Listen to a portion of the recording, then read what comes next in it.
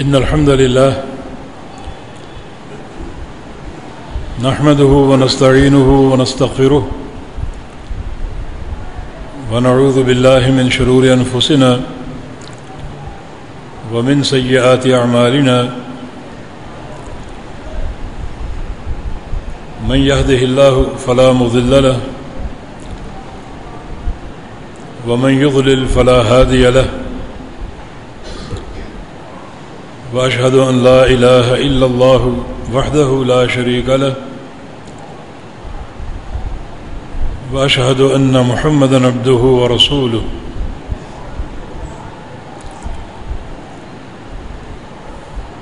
يا أيها الذين آمنوا اتقوا الله حق تقاته ولا تموتن إلا وأنتم مسلمون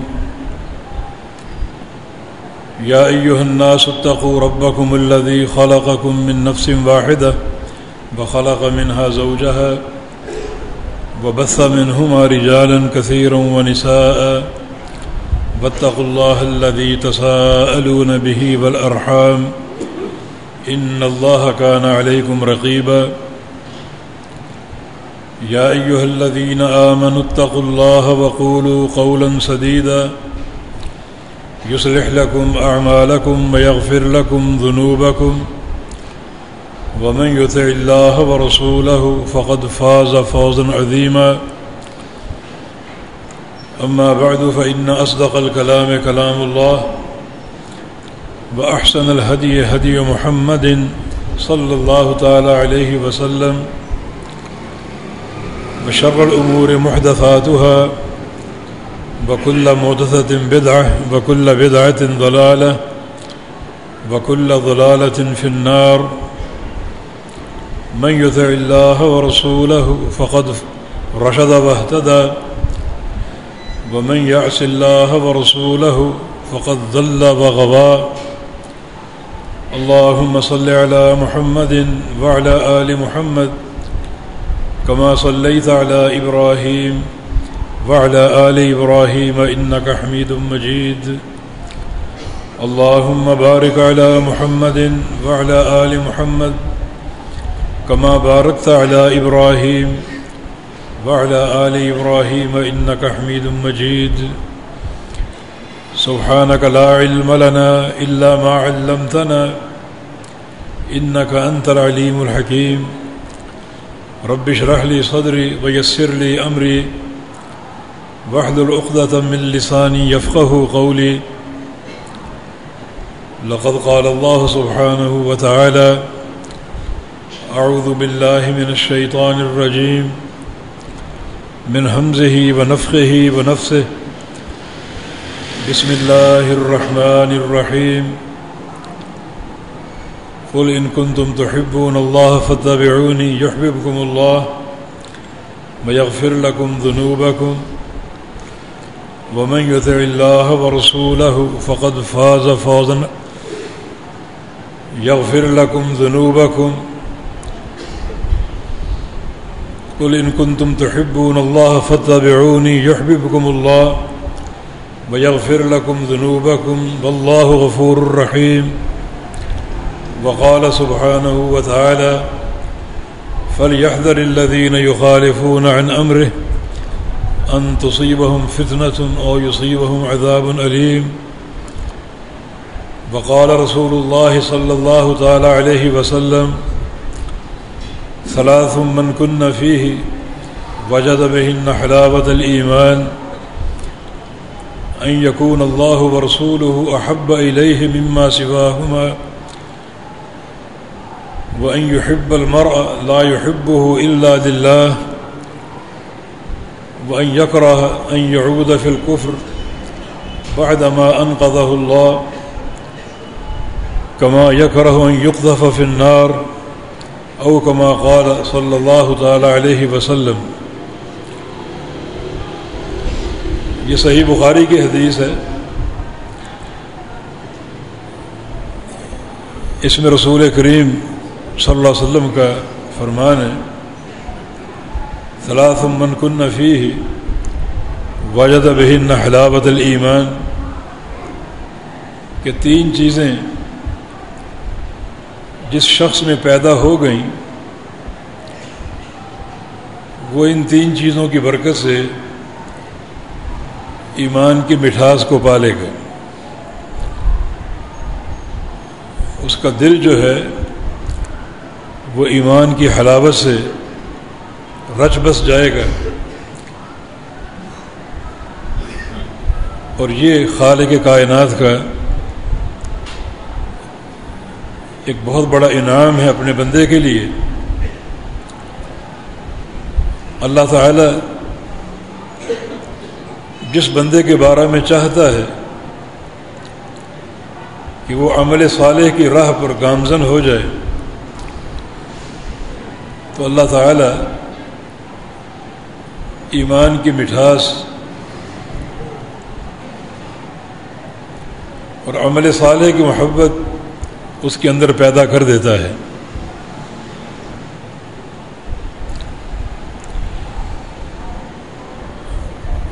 اور وہ مٹھاس جو ہے وہ اسے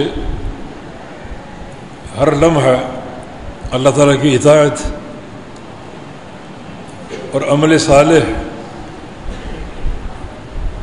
اختیار کیے رکھنے پر آمادہ کرتی ہے۔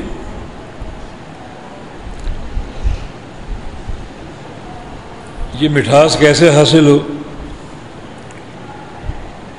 3 چیزیں بیان ہوئی ہیں۔ ان یکون اللہ ورسولہ احب الیہ مما سواہما، کہ بندے کے نزدیک اللہ تعالی اور اس کا رسول صلی اللہ علیہ وسلم سب سے بڑھ کر محبوب ہو جائیں، اس کے دل میں سب سے زیادہ اللہ اور پھر اس کے رسول کی محبت پیدا ہو جائے، اور یہ محبت دنیا کی تمام محبتوں پر غالب ہو، اور یہ کردار انسان کا بن جائے، تو اللہ تعالی اس کے دل کو حلاوت ایمانی سے سرشار کر دیتا ہے۔ وہ ایمان اور اسلام کے تعلق سے ایک عجیب سی مٹھاس اپنے اندر محسوس کرتا ہے، اور وہ مٹھاس اسے عمل صالح پر آمادہ کرتی رہتی ہے۔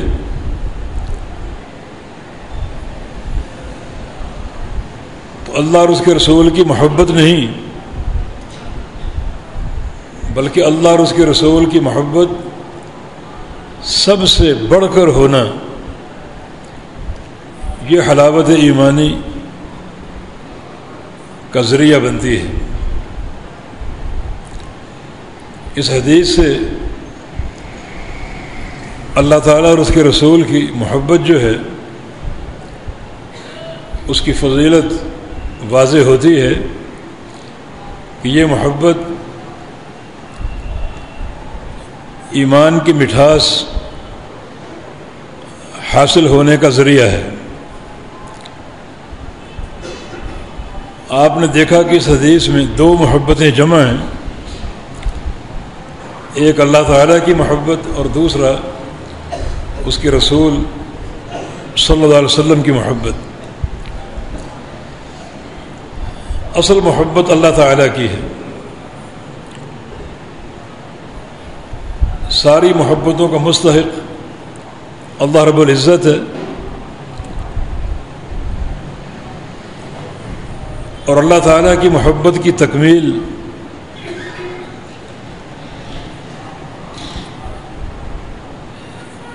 اس چیز میں شامل ہے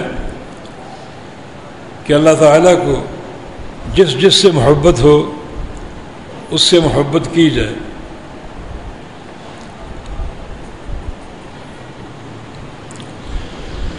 اور اس دنیا میں اللہ تعالیٰ کو سب سے زیادہ محبت اپنے آخری رسول محمد ابن عبداللہ صلی اللہ علیہ وسلم سے ہے۔ تو تمام تر محبتوں کا مستحق اللہ تعالیٰ ہے،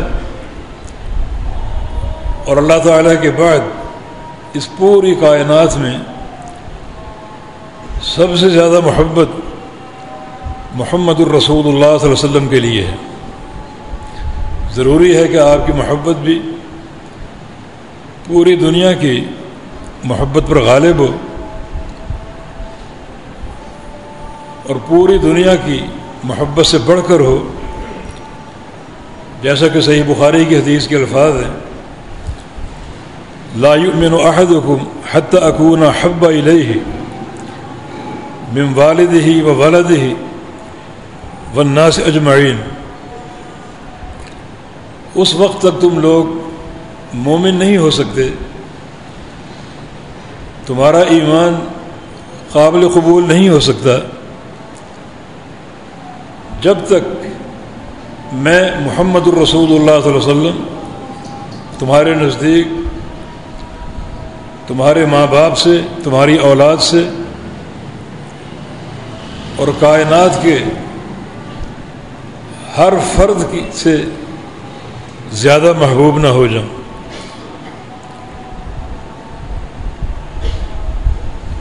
جب تک تمام مخلوقات سے بڑھ کر مجھ سے محبت نہیں کرو گے، اس وقت تک تم مومن نہیں ہو سکتے۔ اور ظاہر ہے کہ ایمان کی سلامتی ہی در حقیقت جنت کے داخلے کی بنیاد ہے۔ لن تدخلوا الجنت حتی تؤمنوا، نبی علیہ السلام کا ارشاد گرامی کہ اس وقت تک تم جنت میں داخل ہو ہی نہیں سکتے جب تک تمہیں ایمان حاصل نہ ہو جائے۔ ایمان کی صحت اور ایمان کی تکمیل ہی در حقیقت جنت کے داخلے کی بنیاد ہے۔ اور یہاں اعتقادی طور پر وہ مسئلہ بیان ہے کہ ایمان کی صحت اور سلامتی نبی علیہ السلام کی محبت میں نہیں، بلکہ سب سے بڑھ کر محبت میں ہے۔ اگر ہمارے دلوں میں نبی علیہ السلام کی اتنی محبت ہو جتنی اپنی اولاد یا ماں باپ سے ہے، تو پھر بھی یہ ایمان قابل قبول نہیں ہے۔ ضروری ہے کہ یہ محبت کائنات کی ہر محبت پر غالب ہو۔ یہ دو محبتیں ہیں، اللہ کی محبت اور اللہ کے رسول کی محبت۔ ان دونوں محبتوں کو اس حدیث میں جمع کر دیا گیا۔ فرق یہی ہے کہ ہر طرح کی محبت کا اللہ تعالیٰ مستحق ہے، اور اللہ تعالیٰ کی محبت کی تکمیل اس بات میں ہے کہ اللہ تعالیٰ کو جس جس شے سے محبت ہے، جس جس شخصیت سے محبت ہے، اس سے محبت کی جائے۔ اللہ تعالیٰ کو جس سے محبت ہو، اگر ہمیں اس سے محبت نہ ہو تو یہ محبت قابل قبول نہیں ہے۔ اور اللہ تعالیٰ کو اس کائنات میں سب سے زیادہ محبت اپنے حبیب اور اپنے رسول محمد صلی اللہ علیہ وسلم سے ہے، بلکہ آپ کو لقب دیا گیا حبیب اللہ کا۔ دو القاب آپ کو حاصل اللہ تعالیٰ کی طرف سے، خلیل اللہ اور حبیب اللہ، جو اللہ رب العزت کی اس محبت کا مظہر ہے۔ اور یہ محبت جو ہے یہ کسی موسم یا وقت کی محتاج نہیں ہے۔ دیکھا یہ گیا ہے کہ ماہ ربیع الاول جو ہی شروع ہوتا ہے ہماری محبتیں جاگ اٹھتی ہیں، اور جس طریقے سے محبت کا اظہار کیا جاتا ہے وہ سراسر شریعت کے منافی ہوتا ہے۔ تو محبت ایک عبادت ہے، اور کوئی عبادت اپنی مرضی سے نہیں ہوگی، جو چیز عبادت ہے اس کی حدود شریعت نے بیان کر دی، ان حدود کے مطابق ہی اللہ تعالیٰ کی عبادت ہوگی، کیونکہ محبت ایک ایسا اعتقادی مسئلہ ہے جس کا بڑا اجر و ثواب ہے۔ دو حدیثیں آپ نے سن لیں،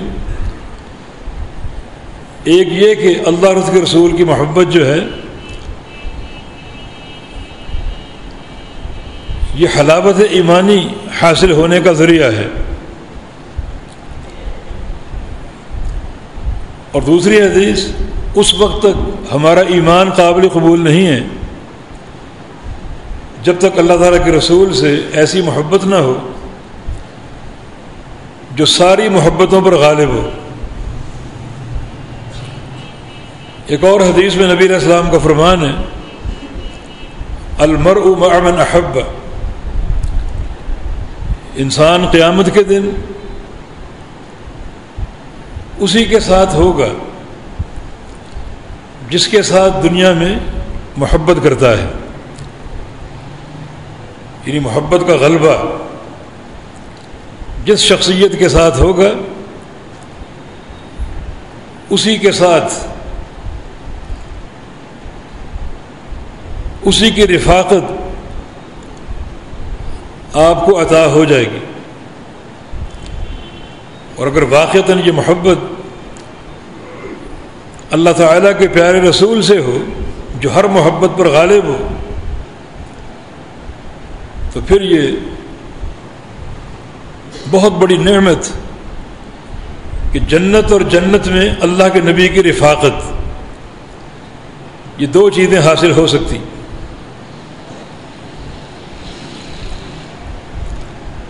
ایک اور حدیث میں اس محبت کو اللہ تعالیٰ کی محبت قرار دیا گیا، اور یہ مقام صرف ایک ہی شخصیت کو حاصل ہے جس کی محبت اللہ کی محبت ہے، اور وہ شخصیت محمد الرسول اللہ صلی اللہ علیہ وسلم۔ فرمایا کہ اللہ اللہ فی اصحابی لا تتخذوهم غرضا من بعدی، میرے صحابہ کے بارے میں اللہ سے ڈر جاؤ اور انہیں میرے بعد اپنی تنقید کا نشانہ نہ بناؤ، ان کی شخصیتوں پر کیچڑ نہ اچھالو، اپنی زبانیں بند رکھو، انہیں نبی علیہ السلام کی صحبت کا شرف حاصل ہے، اور یہ شرف ایسا ہے جس نے انہیں دنیا کے ہر انسان سے نمایاں کر دیا۔ امام ابو زرع الرازی رحمہ اللہ فرمایا کرتے تھے کہ نبی علیہ السلام کے کسی صحابی پر جرح یا تنقید کرنے والا زندیق ہے، تو فرمایا کہ میرے بعد انہیں اپنی تنقید کا نشانہ نہ بنانا، من احبہم فبحبی احبہم، جس شخص نے میرے صحابہ سے محبت کی تو وہ محبت میری وجہ سے ہے، میری محبت کی بنا پر۔ ومن احبنی فقد احب اللہ، اور جس نے مجھ سے محبت کر لی اس نے اللہ تعالیٰ سے محبت کر لی۔ ومن ابغضہم فببغضی ابغضہم، اور جس شخص نے اپنے دلوں میں یا اپنے دل میں صحابہ کا بغض رکھا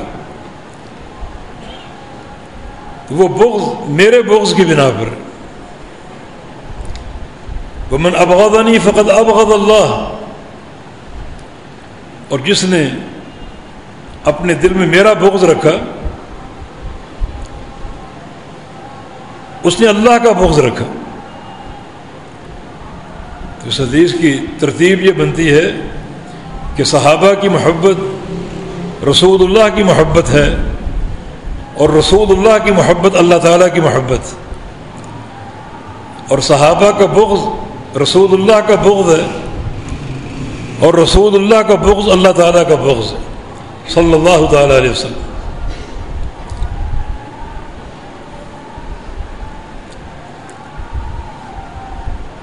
اللہ اور اس کے رسول کی محبت جو ہے یہ بندے کے دعوے سے ثابت نہیں ہوتی یا کسی ایسے عمل سے ثابت نہیں ہوتی جو عمل ہمارا خود ساختہ ہو۔ محبت ایک عبادت ہے، ہر عبادت کی شرعی حدود ہے، ان حدود سے تجاوز اختیار کرنا بدعت کہلاتا ہے، اور بدعت کسی بھی شے میں داخل ہو جائے اس کا ستیہ ناش کر دیتی، بلکہ وہ انسان سیدھا جہنم کے عذاب کا مستحق ہوتا ہے،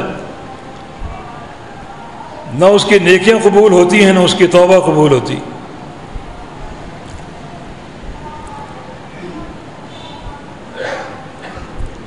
ان اللہ حجب التوبۃ عن کل صاحب بدعہ،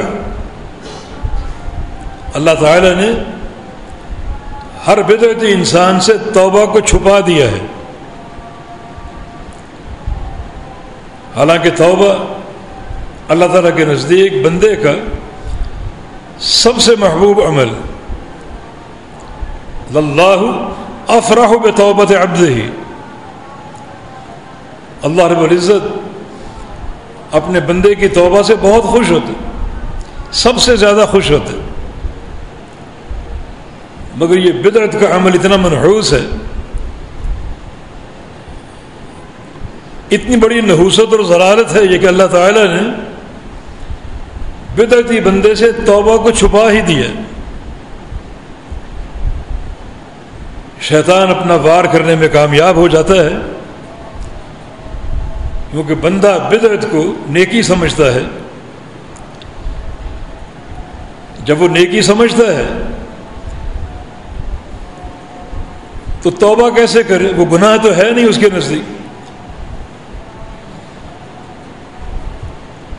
تو توبہ چھپا دی گئی اس سے۔ جب شیطان کو راندا گیا تھا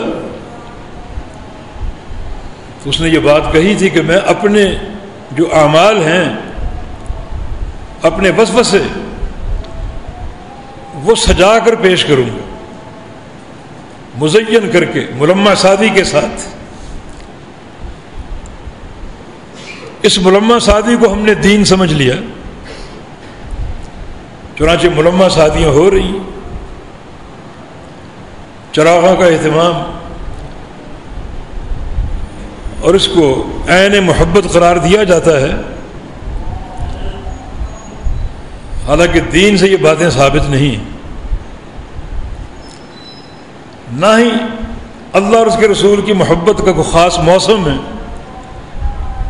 نہ کوئی خاص دن ہے، اور نہ اس محبت کا اظہار نبی علیہ السلام کی ولادت باسعادت کے ساتھ مربوط ہے۔ ایک اہل الحدیث کا عقیدہ ہر آن ہر گھڑی اللہ اور اس کے رسول کی محبت کا دل میں ہونا فرض ہے، جس کے اظہار کے موقع آتے رہتے ہیں۔ مثلا مسجد سے اذان گونجی، اللہ اکبر اللہ اکبر، دو محبتوں کے تعلق سے آپ کا امتحان شروع ہو گیا، ایک اللہ تعالیٰ کی محبت اور ایک اللہ کے رسول کی محبت صلی اللہ علیہ وسلم۔ اللہ تعالیٰ کی محبت کا امتحان یہ ہے کہ آپ یہ سوچیں کہ میرے رب کا امتحان مجھ پر آ چکا، اس اذان کا تقاضا یہ ہے کہ فوراً اٹھوں، کاروبار ہے تو وہ چھوڑ دوں، کوئی میٹنگ ہے وہ چھوڑ دوں، اور اللہ کے فریضے کو ادا کرنے کے لیے فوراً مسجد میں حاضر ہو جاؤں۔ جس بندے کو یہ سعادت حاصل ہے وہ اللہ تعالیٰ کی محبت میں کامیاب ہے۔ یہ امتحان روزانہ 5 دفعہ اس پر مسلط اور قائم ہے، اور ان 5 مواقع پر اللہ تعالیٰ کی محبت کا امتحان جاری اور قائم ہے۔ کچھ لوگ بار بار گھڑی کو دیکھتے ہیں اور جماعت کے کھڑے ہونے کا انتظار کرتے ہیں، وہ اس محبت میں ناکام ہیں۔ کامیاب وہ ہیں کہ جو اس محبت کا عملی ثبوت پیش کریں۔ یہ محبت دعوت سے ثابت نہیں ہوتی، عملی ثبوت پیش کرنا پڑے گا۔ جیسے دنیا میں آپ کا کوئی محبوب ہو، اس کی خاطر ہر چیز آپ چھوڑ دیتے ہیں، تو اللہ تعالیٰ تو تمام محبتوں کا مالک ہے، اس کی خاطر یہ 5-10 منٹ کی قربانی ممکن نہیں ہے۔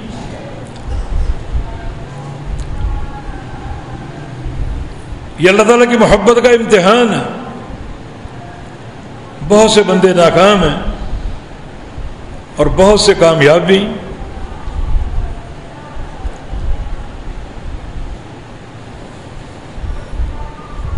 اگر وقت پر مسجد میں پہنچ جائیں، تکبیر تحریمہ پا لیں، صف اول میں جگہ مل جائے، نبی علیہ السلام کی حدیث ہے کہ ان اللہ ملائکتہ یصلون علی الصف الاول، اللہ اور اس کے فرشتے ان نمازیوں پر رحمتیں بھیجتے ہیں، اللہ رحمتیں اتارتا ہے اور فرشتے رحمتوں کی دعائیں کرتے ہیں جو نمازی صف اول میں بیٹھے ہوں۔ یہ بندہ محبت کے اس امتحان میں کامیاب ہو چکا ہے۔ یہ اللہ تعالیٰ کی محبت۔ نبی علیہ السلام کا نماز سے محبت کا عالم کیا تھا؟ جعلت قرۃ عینی فی الصلاۃ، کہ نماز تو میری آنکھوں کی ٹھنڈک ہے۔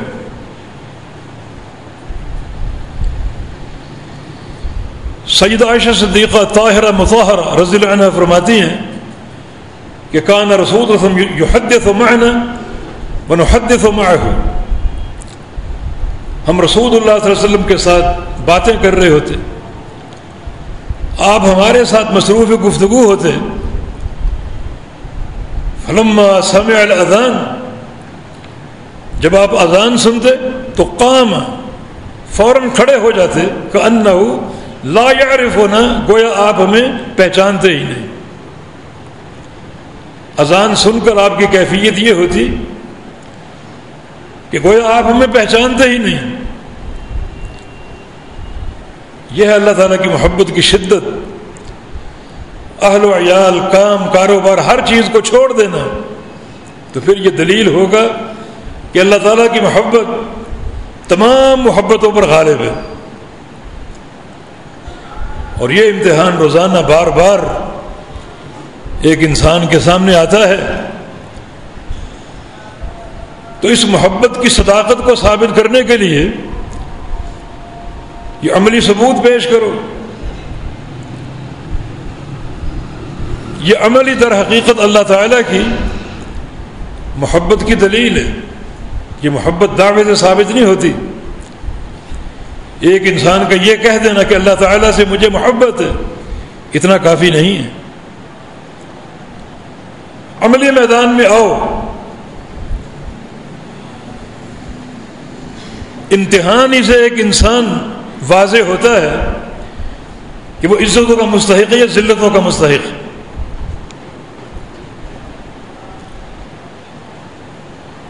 اس کے بعد دوسری محبت کا امتحان شروع ہو جاتا ہے۔ اب آپ نے نماز قائم کرنی، اب حبیب کبریا محمد کریم صلی اللہ علیہ وسلم کی محبت کا امتحان آپ پر شروع ہو چکا کہ آپ نماز کس طریقے سے پڑھتے ہیں، قوم اور برادری کا طریقہ باپ دادا کا طریقہ، اپنے پیر و مرشد کا طریقہ، اپنے کسی امام کا طریقہ، یا پھر دل کی گہرائیوں سے محمد مصطفیٰ علیہ السلام کا طریقہ. یہ امتحان بھی بار بار آپ پر قائم ہے. اللہ اور اس کے رسول کی محبتیں ہر آن ان کا اظہار چاہیے، ان کا عملی ثبوت چاہیے کہ نماز پڑھتے ہوئے آپ کے ذہن میں کس کا طریقہ ہے. جو ہم نے گروہ اور مسالک بنا رکھے ہیں وہ آپ کے ذہن میں ہیں، جو قوم برادری آپ کے ذہن میں ہے، باپ کی نماز آپ کے ذہن میں ہے،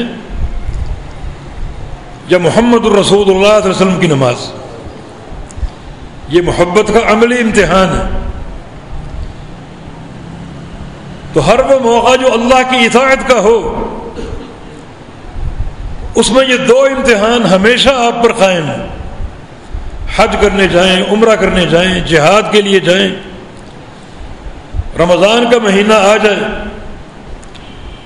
زکوٰۃ کی ادائیگی کا وقت آ جائے، انسان گھر میں ہے، بازار میں ہے، سفر میں ہے، حضر میں ہے، اللہ تعالیٰ کے احکام ہر مقام پر موجود ہیں. یہ دونوں محبتیں ہر لمحہ پرکھی جا رہی ہیں، آپ چیک کیے جا رہے ہیں. اللہ تعالیٰ کی محبت کا عالم کیا ہے اور اللہ کے رسول کی محبت کا عالم کیا ہے. نبی علیہ السلام کا یہ مقام ایسا ہے کہ دنیا کا کوئی انسان اس میں شریک نہیں ہو سکتا. بسم اللہ الرحمن الرحیم. الم نشرح لک صدرک ووضعنا عنک وزرک الذی انقض ظہرک ورفعنا لک ذکرک. اے حبیب، ہم نے آپ کے ذکر کو اونچا کر دیا، آپ کا ذکر بلند کر دیا، جس کا معنی ایک داعی یا واعظ یہ کہہ کر خاموش ہو جاتا ہے کہ جہاں اللہ کا نام ہو وہاں رسول اللہ کا نام بھی ہے صلی اللہ علیہ وسلم. دو تین مثالیں پیش کر دی جاتی، جیسے اذان ہے، اشہد ان لا الہ الا اللہ، ارشد ان محمد الرسول اللہ. جیسے کلمہ طیبہ لا الہ الا اللہ محمد الرسول اللہ. تو اللہ کے نام کے ساتھ اللہ کے رسول کے نام کی گونج ہے. یہ چند مثالیں دے کر بات ختم کر دی جاتی، لیکن ایک عہد الحدیث وہ اس سے آگے بڑھتا ہے اور اللہ کے پیارے پیغمبر کے نام نامی کو، آپ کے نام مبارک کو ہر مرحلے پر اللہ کے نام کے ساتھ جوڑتے. اذان ہوئی، نماز کا وقت آ گیا. نماز کس کے لیے؟ اللہ تعالیٰ کے لیے. نماز کس طریقے سے؟ رسول اللہ کا طریقہ صلی اللہ علیہ وسلم. حج کے لیے کیا؟ حج کس کے لیے؟ اللہ کے لیے. طریقہ حج رسول اللہ صلی اللہ علیہ وسلم کا طریقہ. عمرہ اللہ کے لیے. کیسے؟ جیسے اللہ کے پیغمبر نے کیا. زکوٰۃ ہے، رمضان کے روزے ہیں، یہ ساری عبادات اللہ کے لیے ہیں، لیکن طریقہ محمد الرسول اللہ صلی اللہ علیہ وسلم. ورفعنا لک ذکر، ہم نے آپ کے ذکر کو بلند کر دیا، اونچا کر دیا. ہر لحظہ اللہ کے نام کے ساتھ اللہ کے حبیب کا نام مربوط اور منسلک ہے. محبت کی یہ شدت آپ کو جماعت اہل حدیث میں ملے گی کہ اللہ تعالیٰ کے نام کے ساتھ ہمیشہ اللہ کے پیارے پیغمبر کا نام جڑا ہوا ہے. ورنہ دیگر مسالک میں اگر نماز اللہ کے لیے ہے، یہ عقیدہ ہو بھی، تو طریقہ ہمارے امام کا، طریقہ ہمارے پیر و مرشد کا، طریقہ ہماری قوم برادری کا، تو اللہ کے حبیب کا نام کہاں گیا؟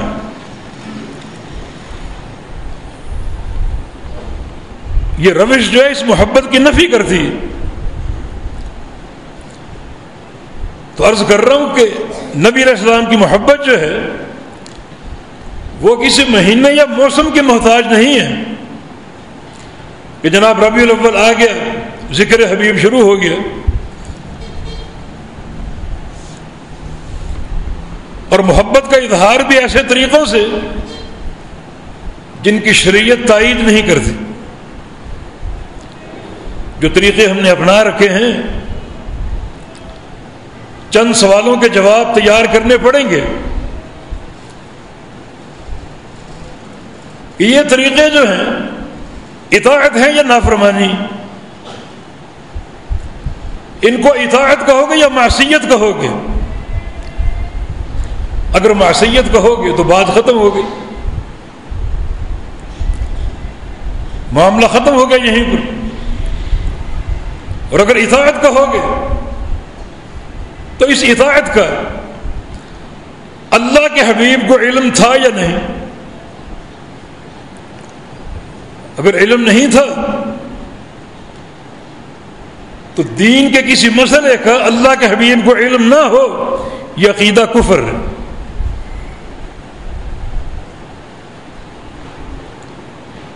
اور اگر علم تھا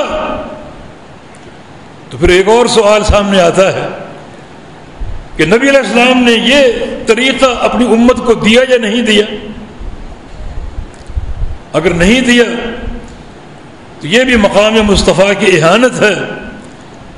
اللہ کے پیارے پیغمبر کا مقام یہ ہے، ڈیوٹی یہ ہے کہ بلغ ما انزل الیک من ربک فإن لم تفعل فما بلغت رسالتہ، کہ جو چیز آپ پر اتاری جا رہی ہے اسے پہنچانا فرض ہے. اگر ایک شوشہ بھی آپ نے نہ پہنچایا، ایک نقطہ بھی نہ پہنچایا تو آپ نے رسالت کا حق ادا ہی نہیں کیا. اور اگر کہو کہ آپ نے امت کو پہنچا دیا، بتا دیا، تو بتائیے کہاں؟ کہ قرآن سے حدیث سے کوئی دلیل پیش کیجیے. قل ہاتوا برہانکم ان کنتم صادقین، اسی مقام کے لیے برہان پیش کرو، دلیل پیش کرو. چلو ایک سوال اور ہم سامنے رکھتے ہیں. نبی علیہ السلام کی محبت جو ہمارے دلوں میں ہے، ہم زیادہ محبت کرتے ہیں یا ابوبکر صدیق زیادہ محبت کرتے تھے، یا امیر عمر زیادہ کرتے تھے، عثمان غنی، علی مرتضی، عبد الرحمن بن عوف، ابو عبیدہ بن جراح، یہ صحابہ کرام، کسے زیادہ محبت تھی نبی علیہ السلام سے، ہمیں یا انہیں؟ اگر کہو کہ ہمیں زیادہ محبت ہے تو اپنے ایمان کی سلامتی کی فکر کرو. جو صحابہ کا مقام ہے اور جو صحبت کا شرف ہے کسی بندے کو حاصل نہیں.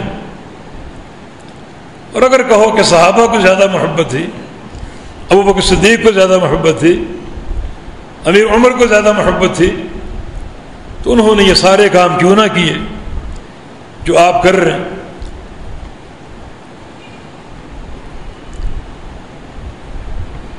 نتیجہ بالکل واضح ہے. یہ سارے امور جو ہیں در حقیقت دین سے، شریعت سے ثابت نہیں. اور دین اسلام میں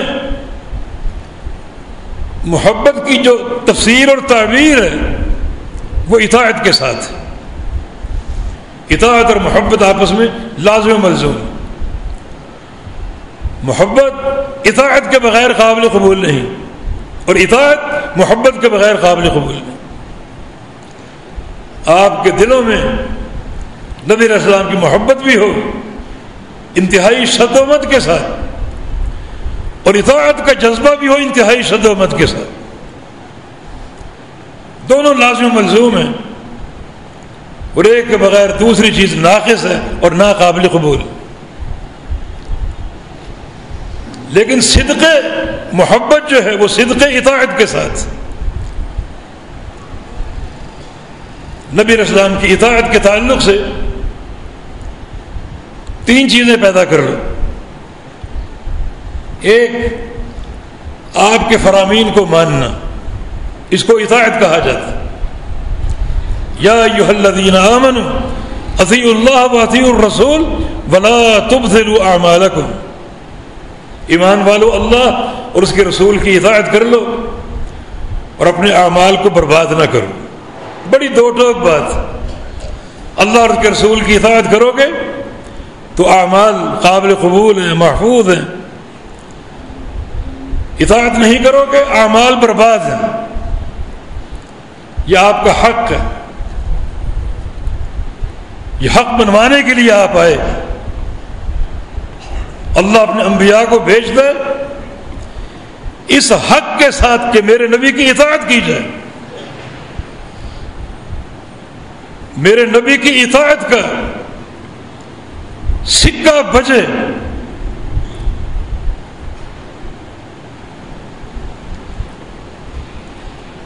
الا لیطاع باذن اللہ، انبیاء کی بعثت کا مقصد ہی یہ ہے کہ اللہ کے امر سے، اللہ کے حکم سے انبیاء کی اطاعت کی جائے۔ اصل بعثت کا مقصد یہی، تو پھر ضروری ہے کہ جتنے آپ کے فرامین ہیں ان کو مانا جائے۔ دوسرا، جو آپ کے افعال مبارک ہیں، آپ کی سنتیں، انہیں قبول کیا جائے، اور یہ اتباع ہے۔ فرمان کو ماننا اطاعت ہے اور عمل کو ماننا اتباع ہے، اور یہ دونوں آپ کے حق ہیں۔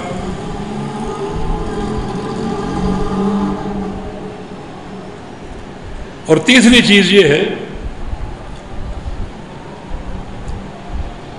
کہ چونکہ اس کائنات میں کروڑہ انسان بستے ہیں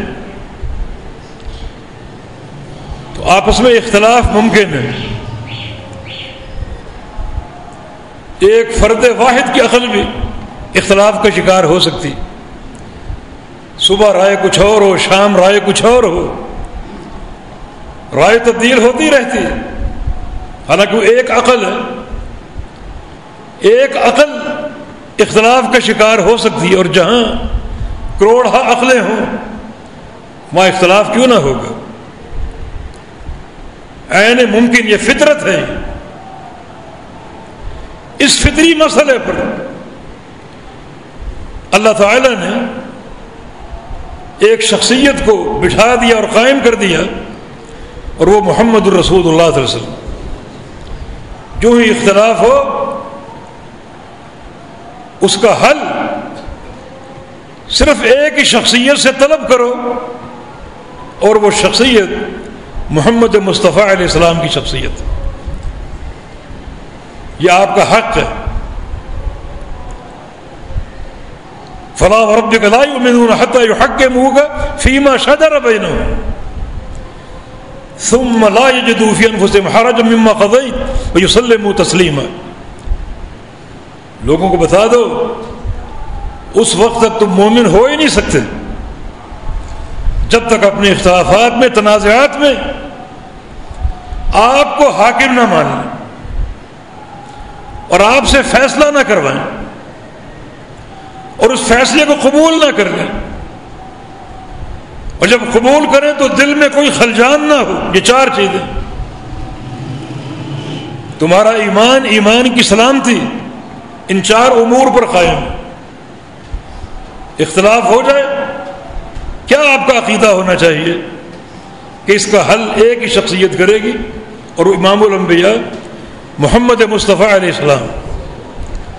کوئی امام، کوئی فقیہ، کوئی مجتہد نہیں۔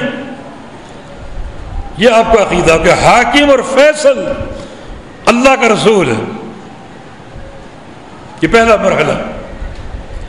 اگر آپ کو حاکم اور فیصل نہیں مانتے اپنے اختلافات میں تو آپ کا ایمان قابل قبول نہیں ہے، اور اگر حاکم اور فیصل مان لیا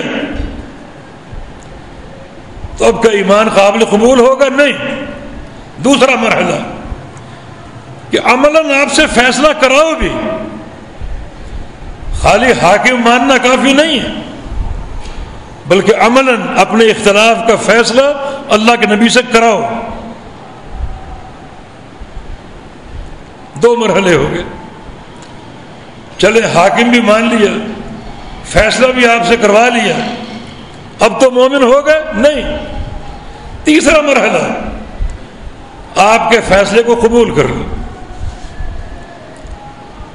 آپ اگر حیات ہیں تو آپ کی ذات مبارکہ تمہارا مرجع ہوگی، جو فیصلہ فرما دیں اسے قبول کر لو، اور آپ کے بعد آپ کی احادیث ہیں، آپ کی سنن مبارکہ ہیں، ان احادیث پر، سنتوں پر اس اختلاف کو پیش کرو، اور جو قول آپ کی کسی حدیث کے مطابق ہے اسے قبول کر لو۔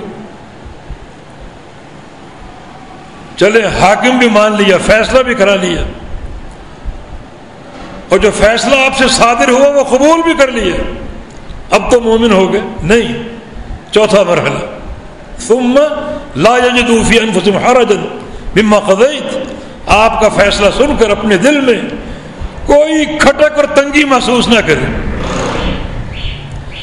ایسا شرح صدر ہو، ایسی بصیرت ہو، ایسی محبت ہو آپ کی ذات کے ساتھ، وہ بقول شاعر کہ ایسا ایک نقشہ کھینچ لو، ادھر فرمان محمد ہو، ادھر گردن جھکائی ہو صلی اللہ علیہ وسلم۔ مصور کھینچ وہ نقشہ جس میں یہ صفائی ہو، ادھر فرمان محمد ہو، ادھر گردن جھکائی ہو صلی اللہ علیہ وسلم، کوئی شک نہ ہو، کوئی خلجان نہ ہو، کسی قسم کا تردد یا تعمل نہ ہو، اپنے دل میں کوئی تنگی محسوس نہ کرے۔ یہ چار چیزیں اگر ہوگی اور یہ چاروں اللہ کے پیغمبر کا حق ہے تو یہ ہے ایمان کی سلامتی اور محبت کی صداقت۔ اور آج ہر مسئلے میں اختلاف ہے، اور امت حقیقی حل کی طرف نہیں آ رہی۔ اس امت کے جو امراض ہیں، جو بیماریاں ہیں اس امت کی ناکامی کے لیے، اگر وہ جمع کی جائیں تو حاصل ایک ہی سامنے آتا ہے، اور وہ ہے امت کا اختلاف، توحید میں اختلاف، عمل میں اختلاف، عقیدے میں اختلاف، اللہ تعالیٰ کی ذات میں اختلاف۔ حل کی صورت کیا ہے؟ آپ نے سن لی کہ اس کو پیش کر دو امام الانبیاء پر صلی اللہ علیہ وسلم، آپ زندہ ہیں تو آپ کے سامنے اس کو رکھو اور حل کراؤ، اور آپ کی وفات کے بعد آپ کی سیرت طیبہ موجود ہے، حدیث مبارکہ موجود ہیں، ان پر پیش کر دو، اور جو فیصلہ صادر ہو آپ کے دربار سے اسے قبول کر لو، اور قبول بھی ایسا کرو کہ دل میں کوئی خلجان محسوس نہ ہو، کوئی تنگی اور کھٹک نہ ہو۔ یہ ہے ایمان کی سلامتی اور محبت کا صدق، اور یہ سارے اللہ کے پیغمبر کے حقوق ہیں جن کو ادا کیے بغیر محبت کا دعویٰ پورا نہیں ہو سکتا۔ تو ہمارے اس محبت کے تعلق سے عقیدے کا خلاصہ یہ ہے،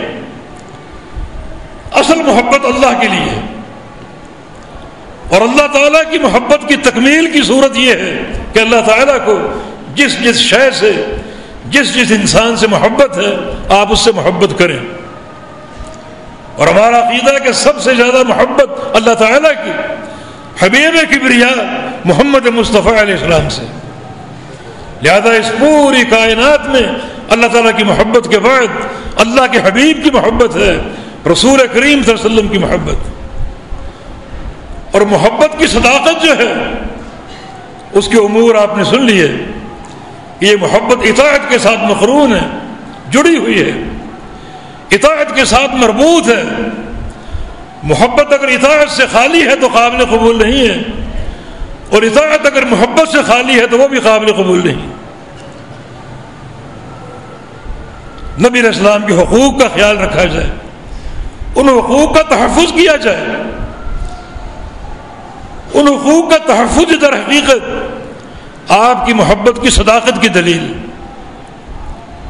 اور یہ تحفظ اگر کرنے میں کامیاب ہو جائیں تو اللہ تعالیٰ کی طرف سے آسانیاں آئیں گی، رحمتیں اتریں گی، برکتوں کا نزول ہوگا۔ نبی علیہ السلام کی ایک حدیث بھی ہے، احفظ اللہ یحفظک، احفظ اللہ تجدہ تجاہک۔ تم اللہ تعالیٰ کے جو بھی حقوق ہیں اور جو بھی حدود ہیں ان کی حفاظت کرو، اللہ آپ کی حفاظت کرے گا۔ تم ان کی حفاظت کرو، ہمیشہ اللہ کو اپنے سامنے پاؤ گے۔ تو آپ کی حفاظت سے کیا مراد ہے؟ آپ کی جانوں کی حفاظت، آپ کے اہل کی حفاظت، آپ کے بچوں کی حفاظت، آپ کے مال کی حفاظت،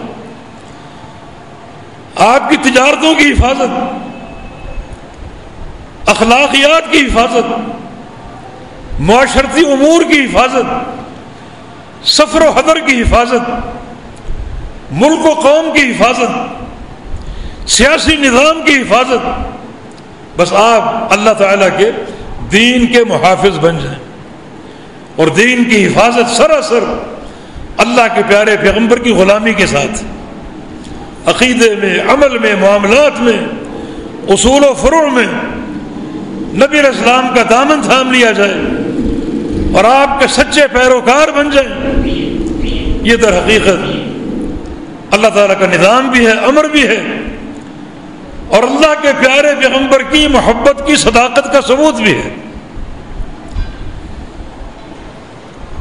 اور یہ ہماری دعوت کا ایک نچوڑ ہے اطاعت اور محبت کے تعلق سے،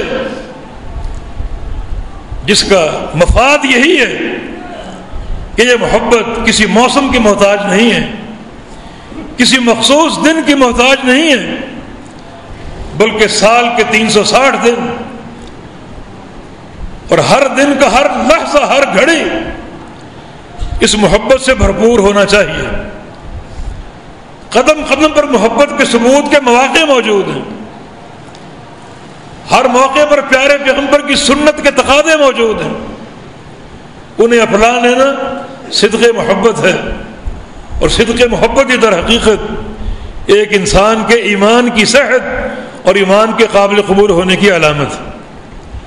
صحابہ کرام نے عملی طور پہ آپ سے محبت کی اور عملی طور پر آپ کی اقتداء بھی کی، سنت کی حفاظت بھی کی، اور آپ کے فرامین کو قبول بھی کیا۔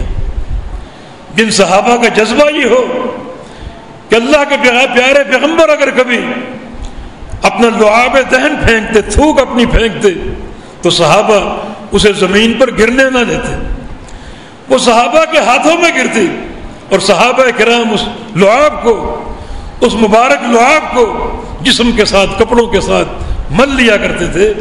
جن صحابہ کی محبت کا یہ عالم ہو کہ آپ کے منہ کا لعاب زمین پر گرنے نہیں دیتے تھے، تو آپ کے منہ مبارک سے، زبان مبارک سے نکلی ہوئی باتیں اور آپ کے فرامین وہ کیسے ضائع ہو سکتی؟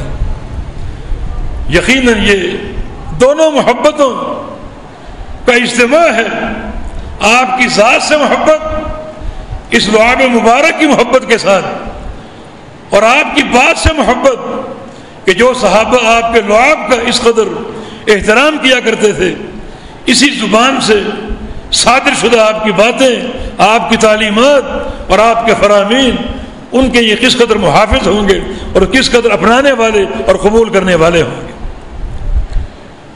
تو اللہ تعالیٰ ہمارے اندر صدق محبت کا جذبہ پیدا فرما دے، ایسا محبت کی صداقت جو ہر گھڑی، ہر آن اللہ کے حبیب کی اطاعت پر منتج ہو، کیونکہ وہی محبت قابل قبول۔ والتوفیق بید اللہ تعالی۔ اقول قولی هذا واستغفر اللہ لی ولکم، وآخر دعوانا ان الحمد للہ رب العالمین۔